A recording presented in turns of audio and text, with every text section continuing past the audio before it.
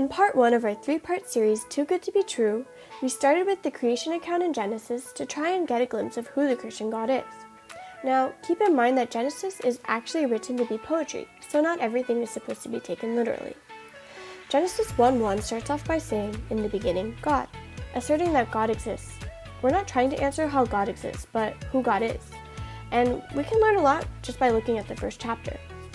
Like any great poetry analyst, we need to look at the patterns in Genesis because they reveal what's important. There are 3 main patterns in this book. Pattern 1, let there be, and there was. God is the creator and therefore the rightful owner of all the universe, which means God's word is powerful.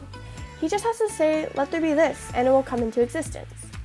Pattern 2, God saw that it was good. Unlike what many people think, God is not an angry cop in the sky who wants to take the fun and joy out of things. But he created everything from the amazing wildlife featured in planet Earth to our everyday experiences of pleasure, happiness, beauty, and fun, and calls them all good. Pattern 3, God separates and fills. During creation, God added boundaries to life that caused increased richness. Boundaries might seem really restrictive and annoying, but there are many examples that show that their presence is actually better, like how the complexity and beauty of chess comes from following the rules of the game. There are also many examples that reveal that removing and violating boundaries doesn't always result in a better life, like the boba in a burrito, or a boba burrito smoothie. God is the lawgiver, but his laws are there to benefit us because he is the expert on what the best life looks like. There was one thing that God created that didn't follow these creation patterns: man.